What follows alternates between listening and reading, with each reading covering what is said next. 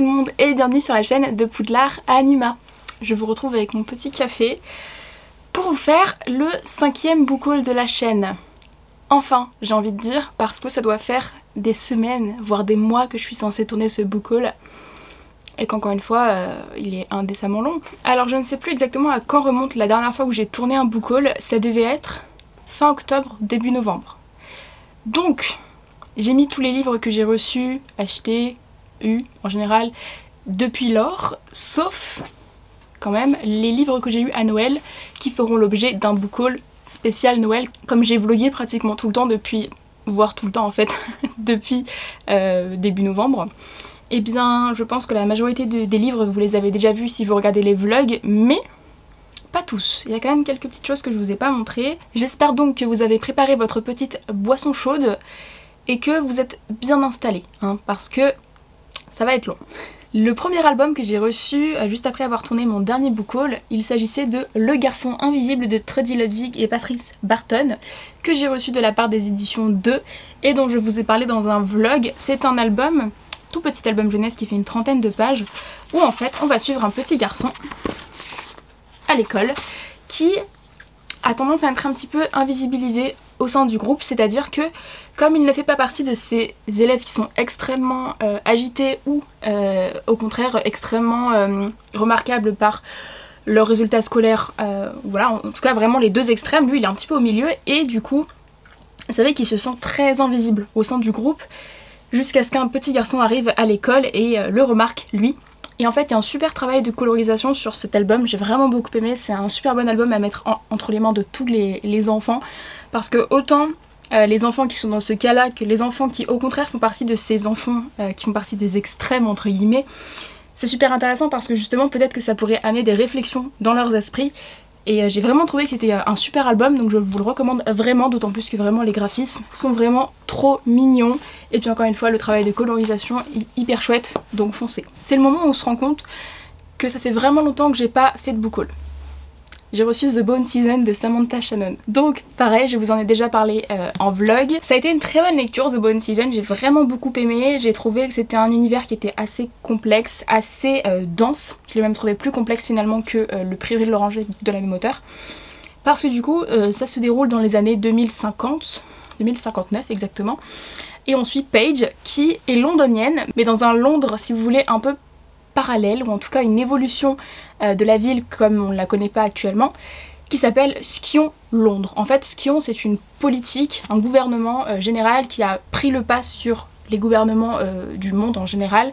Donc il y a plusieurs grandes villes, il y a Skion Stockholm, Skion Londres, Skion Paris, je crois aussi, qui sont gouvernées par cette politique. Et du coup, on va suivre Paige, qui a un don très particulier, elle est marche-rêve. J'ai un gros doute sur le terme, mais je crois que c'est bien ça.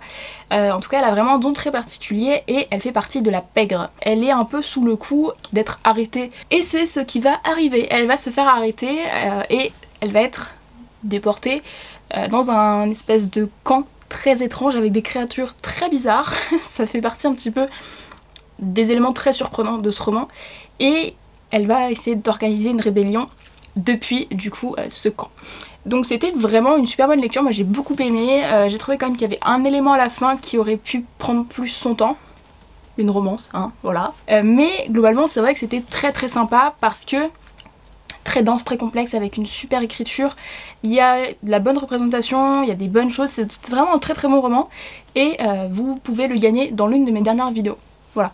Je pose ça là. Ensuite, alors j'ai quand même acheté pas mal de mangas ces derniers temps, donc il y en a quand même pas mal qui sont disséminés un petit peu dans cette grosse pile. Typiquement, j'ai acheté le tome 4 de BL Métamorphose de Kaori Tsurutani. Je ne l'ai pas encore lu, il me semble. Je vous avoue que je suis un petit peu perdue dans mon avancée dans mes mangas. Voilà.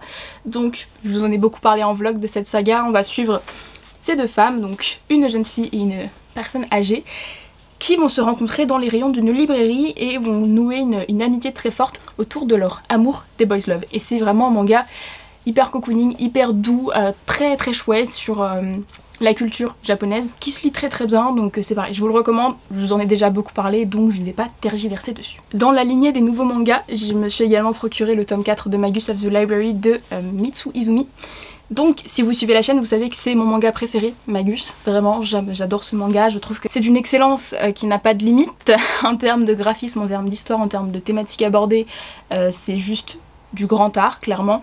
Donc on va suivre Shio, qui est un petit garçon qui vit dans un village assez isolé, dans une contrée imaginaire, et qui va se voir offrir l'opportunité de passer à un concours pour devenir Kauna. Donc Kauna, ce sont les bibliothécaires de la grande bibliothèque centrale du monde dans lequel il vit, et on va le suivre dans ce cheminement. Le tome 4, c'est pas qu'il m'a déçu, mais comme le tome 3 avait été meilleur que le tome 2 qui lui-même avait été meilleur que le tome 1, je m'attendais à une explosion avec ce tome 4. Et alors il y a une révélation de fou à la fin, vraiment je pense que personne n'y s'y attendait, mais au-delà de ça j'ai trouvé qu'il se passait pas grand chose, donc c'est pas mon tome préféré. Voilà, très clairement, je pense que c'est même peut-être celui que j'ai le moins aimé, mais j'ai vraiment trop hâte de lire le tome 5 parce que la révélation de la fin, je suis encore choquée. Ensuite, mon tout dernier service de presse pour les éditions du Chat Noir, il s'agissait de Sous les sabots des dieux de Céline Chevet, qui va nous projeter au 7e siècle en Corée. Donc on va suivre en fait une fresque historique.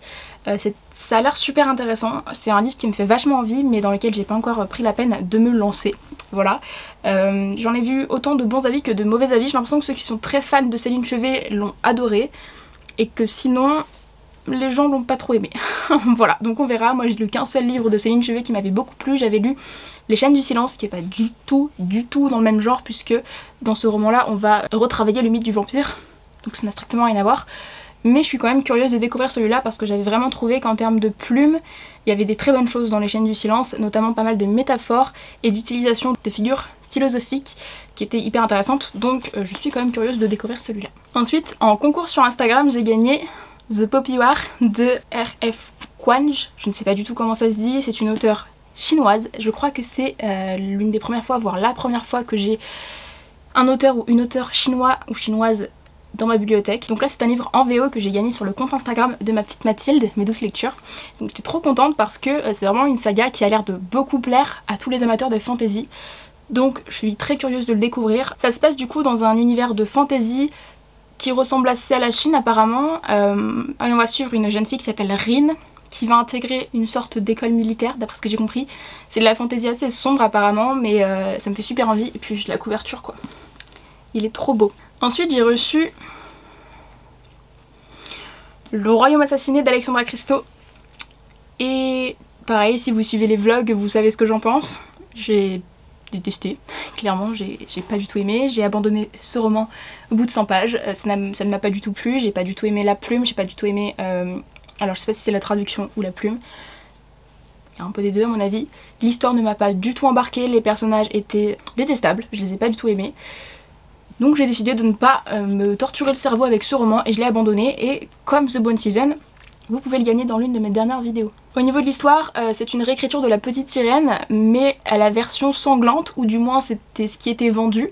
Donc on nous vendait une réécriture à la mode sanglante et à la mode assez sombre, sauf que ce n'est pas du tout ce que j'ai trouvé dans ce roman. Pour moi c'était juste deux ados pourri gâtés, clichés. Ensuite je me suis procuré les tomes 4, 5, 6, 7 de Blue Flag de Kaito. Et c'est pareil, j'ai l'impression que ça fait 1000 ans que je les ai lus, et en fait ça fait vraiment 1000 ans que je les ai lus, mais bah, je les avais toujours pas présentés en book haul. Donc je vous remontre les couvertures pour le plaisir des yeux. Donc le tome 4, le tome 5, le tome 6 et le tome 7. Et du coup je les ai tous lus, évidemment. Et j'ai adoré, j'ai adoré, j'ai adoré. Vous le savez si vous avez regardé mon bilan 2020, Blue Flag fait partie du top 10. Donc forcément j'ai adoré ces 4 tomes. Le 7 est très différent des précédents parce que c'est un tome qui est exclusivement basé sur une ou plusieurs conversations à propos d'un sujet particulier au manga. Donc il m'a un petit peu désarçonné, mais comme je savais qu'il était un petit peu particulier, je l'ai apprécié pour ce qu'il était en fait. Mais voilà, super gros coup de cœur pour cette saga de manga que j'adore et dont j'ai trop hâte de lire le tome 8. Je pense que je vous en ai déjà beaucoup parlé, mais on va en remettre une petite couche. Dans ce manga, on va suivre principalement 3 personnages. Donc là, vous avez Thomas et Taichi sur la couverture. Et on a aussi Futaba, donc la jeune fille qui est ici. Et on va suivre en fait la naissance de l'amitié de ces 3 personnages, mais cette amitié est basée sur quelque chose d'assez particulier. En fait, Futaba est amoureuse de Thomas, Et comme Thomas et Taichi sont amis depuis l'enfance, Futaba va aller voir Taichi et lui dire « Est-ce que tu pourrais m'aider à sortir avec Thomas ?» Sauf que Taichi, il n'est pas vraiment très enjaillé à cette idée-là. Mais bon, il va le faire quand même. Et en fait, une grande amitié va tous les lier au bout d'un moment et on va avoir l'émergence de thématiques hyper importantes et hyper intéressantes. Donc c'était trop bien. Vraiment, je vous encourage à découvrir ce manga. Un nouvel album jeunesse que j'ai reçu pour l'œil des lecteurs. Il s'agit de L'Enfant des rêves de Irina Brignul et Richard Jones.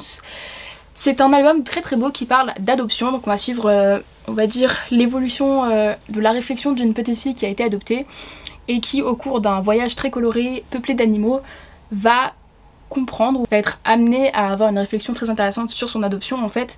Et je vais pas vous en dire plus, je vous mets dans la barre d'infos ma chronique que j'ai rédigée pour l'œil des lecteurs à propos de cet album. Également pour l'œil des lecteurs, j'ai reçu cette magnifique édition des Malheurs de Sophie, donc de la comtesse de Ségur, mais cette fois-ci illustrée par Fabienne Delacroix, qui est publiée chez Hervé Chopin, qui ont fait un travail absolument merveilleux sur cet ouvrage, puisque c'est un ouvrage illustré du grand classique que nous connaissons à peu près tous. On a donc un ouvrage avec un texte très aéré et des illustrations qui ont été réalisées à la peinture.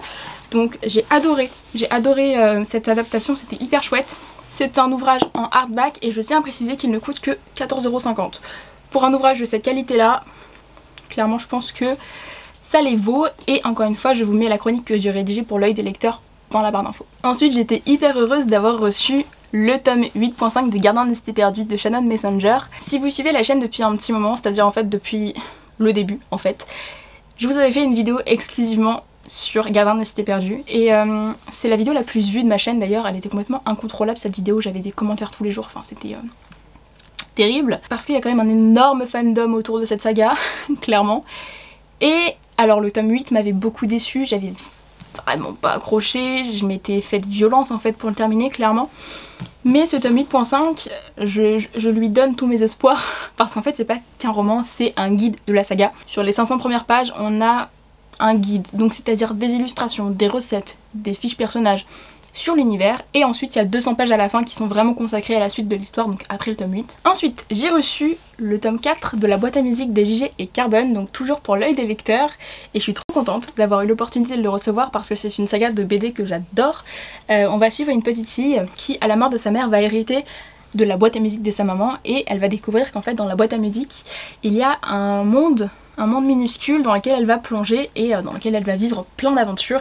Et c'est vraiment une saga de BD que je trouve hyper belle en fait. Les dessins sont magnifiques, l'histoire est hyper cute. Enfin, je vous la recommande vraiment, c'est hyper chouette et moi j'ai hâte de me lire celui-là. Ça va être l'une de mes prochaines lectures. Ensuite, je me suis procuré le tome 1 et le tome 2 de cette romance de Noël, donc La vie est belle et drôle à la fois de Clarisse Sabar et La vie a plus d'imagination que nous, toujours de Clarisse Sabar.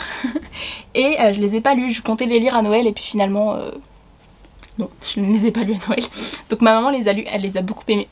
Donc c'est déjà une bonne chose. Donc je suis assez curieuse, peut-être que je me les garderai du coup pour Noël de l'année prochaine.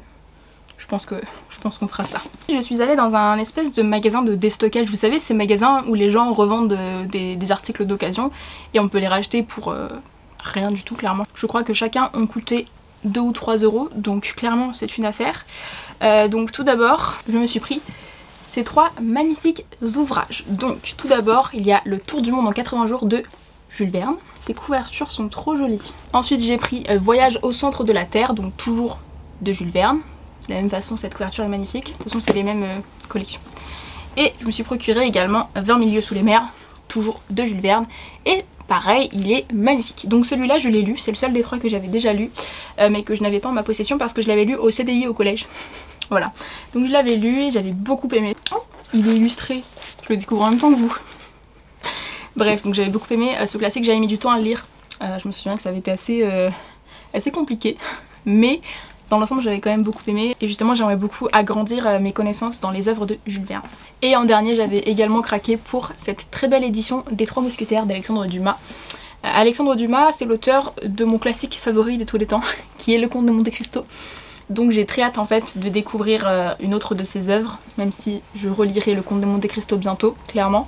Mais voilà, je me suis dit qu'une jolie édition comme ça des 3 mousquetaires, c'était une bonne idée. Pour l'œil des lecteurs, j'ai reçu La Toile du Paradis de Harada Maa, que j'ai terminé ce week-end, là il y a 2-3 jours. Je vous en parle dans, pas le prochain vlog, mais celui encore d'après qui arrive sur la chaîne. Ça devient compliqué. Dans cette histoire, on va suivre 2 experts en art qui vont être invités par un grand collectionneur à le rejoindre dans sa maison à Bâle pour qu'il puisse mener une expertise sur une toile et qu'il détermine si oui ou non cette toile a été peinte par le douanier Rousseau. Du coup c'est une histoire que j'ai beaucoup aimée, c'est un roman qui m'a touchée, alors je vous expliquerai dans le vlog pourquoi il m'a beaucoup touchée. C'est pas forcément que le roman lui-même aussi, mais c'est un roman qui m'a poussée à faire des recherches parce que l'auteur est vraiment dans son élément, elle est conservatrice et elle est experte en art, donc clairement elle connaît son sujet. Et c'était hyper chouette parce que une fois que j'ai eu terminé ce roman, j'ai eu envie de faire des recherches sur le douanier Rousseau, sur les tableaux qui étaient mentionnés. Et je trouve que c'est hyper chouette quand un roman nous amène à avoir des recherches, des réflexions à faire. Et les thématiques principales en fait m'ont beaucoup touchée parce que c'est un roman en fait finalement qui parle de passion, d'art, d'amour et un petit peu de philosophie. Donc je vous le recommande.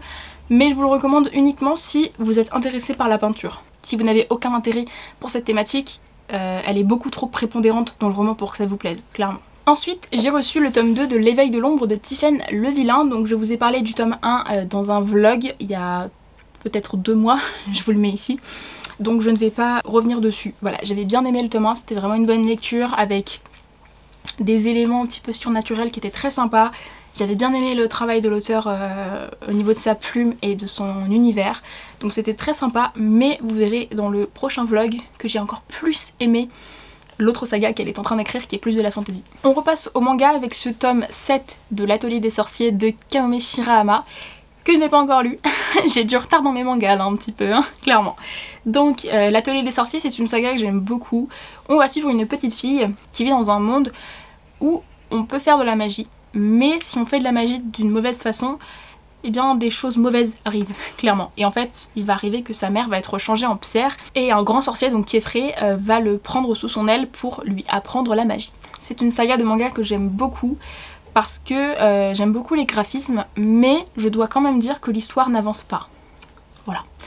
On m'a dit que le tome 7 peut-être avancer un petit peu plus, donc tant mieux, parce que ça changera un petit peu. Le tome 6 ça allait déjà, mais le tome 4 et 5 j'ai l'impression qu'il ne se passe strictement rien. Voilà, donc c'est un petit peu dommage, mais en même temps la qualité des graphismes est telle que c'est quand même toujours un plaisir de lecture. J'ai acheté le tome 11 de Perfect World de Rie Haruga que j'adore. C'est une saga de manga que j'adore et ce tome 11 était extrêmement touchant. On suit une romance en fait tout simplement entre une jeune femme et un jeune homme qui est en fauteuil roulant. Et c'est hyper beau, il y a des thématiques hyper intéressantes qui sont abordées. Les tomes 10 et 11 sont d'un intérêt et phénoménal, j'ai adoré. Donc foncez sur cette saga de manga. Je me suis procuré le préquel des Aventuriers de la mer de Robin Hobb. Je ne savais même pas qu'il existait. Quand je l'ai vu en librairie, je n'ai même pas réfléchi, je l'ai pris. Voilà. J'adore le travail éditorial de J'ai lu sur les couvertures des Robin Hobb. Et je ne sais pas de quoi ça parle. Voilà, j'ai même pas lu le résumé, c'est Robin Hobb, ça suffit. J'ai également reçu Projet Cognition de la part de l'auteur, donc qui s'appelle C.C. Robin. Et je vous en ai parlé dans un vlog également, c'est pas un roman que j'ai beaucoup apprécié. J'ai bien aimé le fond de l'histoire, mais j'ai pas trop aimé la forme. C'est un roman de SF qui se passe en 2195. On va suivre une jeune femme qui est atteinte de Parkinson et qui va se lancer dans un programme scientifique qui vise à transférer une âme dans un autre corps. Voilà, donc là typiquement, elle est malade, elle en a marre. Et elle veut changer de corps tout simplement, donc elle va s'engager dans ce programme scientifique, sauf que des petites choses ne vont pas se passer comme prévu. Voilà, ça a été quand même une déception ce roman. Il y a des bonnes choses, mais clairement il y a aussi des choses qui m'ont agacée et que je n'ai pas apprécié tout simplement. Donc allez voir mon vlog si ça vous intéresse, je vous le mets ici. Encore en concours sur Instagram, j'ai gagné La chasse aux cristaux de Alicia Alvarez, publiée chez Crainte Chimère, et franchement cette couverture est trop jolie. C'est de la fantasy dans laquelle on va suivre des personnages qui vont devoir réaliser une espèce de quête, d'après ce que j'ai compris, où ils vont devoir ramener des cristaux. C'est assez original je trouve. J'ai vu un avis mauvais de quelqu'un qui l'a abandonné et quelqu'un qui l'a beaucoup aimé. Donc écoutez, ça m'intrigue. Voilà, moi je suis intriguée par cette histoire et puis franchement la mise en page, les en-têtes de chapitres sont magnifiques, bref, j'ai hâte de le découvrir. Ensuite je me suis procuré le tome 4 de Nos cœurs évanescents de Yuki Kamatani. Je vous parle souvent de ce manga, par contre cette couverture, je suis arrivée à la Fnac, je ne savais même pas qu'il était sorti, je l'ai pris. Et en fait je trouve pas qu'elle soit moche, mais je trouve qu'elle dénote complètement avec les autres couvertures de la saga. Mais les couleurs me laissent perplexe. Bref, donc dans ce manga, on va suivre un petit garçon qui est hypersensible et qui adore chanter. Et qui du coup va devoir se faire accepter dans la chorale de son lycée. Ensuite je me suis procuré le tome 1 du cycle 6 de la guerre des clans de Erin Hunter. Je vous ai jamais parlé de la guerre des clans sur la chaîne, mais la guerre des clans, c'est la saga de mon collège, clairement. Je suis presque à jour dans la saga. Alors je sais qu'il y en a beaucoup qui étaient à jour quand on était au collège et puis qui finalement ont abandonné parce qu'on en est quand même à plus de 30 tomes sortis, voire même 40. Donc forcément, voilà. Mais moi je suis à jour, ou presque. En fait, j'ai lu les cycles 1, 2, 3, 4. J'ai commencé le cycle 5, j'ai lu les tomes 1 et 2, puis ça m'a pas trop plu parce qu'en fait dans le cycle 5, on va suivre les ancêtres des personnages qu'on suit dans les 4 premiers cycles. Et en fait ça m'a pas passionné clairement parce que moi je lis la guerre des clans pour suivre les personnages principaux des 4 premiers cycles en fait. Donc j'avais abandonné le cycle 5, mais comme le cycle 6 revient sur nos personnages favoris, quand je l'ai vu en librairie, j'ai craqué. Voilà. Et ce sera l'une de mes prochaines lectures parce que j'ai trop envie d'une lecture un petit peu doudou comme ça. Voilà. Faut savoir qu'en fait cette saga, donc je l'avais lue au collège et puis quand j'étais en prépa, j'ai voulu rattraper tout le retard que j'avais pris. Donc j'ai acheté tous les tomes qui me manquaient, il m'en manquait beaucoup. Je les ai tous relus. J'ai lu 27 tomes en 1 mois et demi, 2 mois. Voilà. Donc je le lirai bientôt. Donc je ne sais pas si vous connaissez, hein, je parle comme ça, mais... Donc on va suivre en fait une épopée de chats. C'est de la fantaisie animalière, donc au début on va suivre un chaton qui s'appelle au début Nuage de Feu et qui va intégrer le clan du tonnerre, donc un clan de chats au milieu de la forêt. Ils vont se battre, il y a plein de trucs et tout, c'est trop bien. Voilà, et du coup en fait dans les différents cycles ensuite on va suivre les descendants de Nuage de Feu. Et c'est trop bien, c'est tout. Voilà, c'est la guerre des clans. Dites-moi si vous aussi vous avez un petit peu une saga de la honte que vous continuez à lire même adulte. Et enfin, j'ai reçu Astranter de LP Hurel des éditions Explora. C'est un univers de fantasy. On va suivre plusieurs personnages dans le monde dans lequel ils vivent. Les étoiles sont tombées. Et j'en sais pas plus. Mais alors l'histoire des étoiles qui tombent, mais ça m'a direct hypé de malade. Donc quand elle me l'a proposé en service de presse, merci beaucoup, j'ai accepté direct quoi, parce que j'ai trop hâte. Et elle, ce sera ma prochaine lecture pour sûr, je vous en parle dans un prochain vlog. Donc voilà, c'en est terminé pour ce book haul de l'extrême. Je pensais que ce serait pire. En vrai ça va. Ça va. Dites-moi en commentaire si vous avez lu certains de ces romans. Arrive bientôt du coup le book haul spécial Noël, parce que clairement si j'avais dû rajouter les livres que j'ai reçus à Noël là tout de suite, non, c'était pas possible. Donc très bientôt le book haul de Noël arrive. J'espère que cette vidéo vous aura plu et moi je vous retrouve très bientôt dans une prochaine vidéo. Ciao.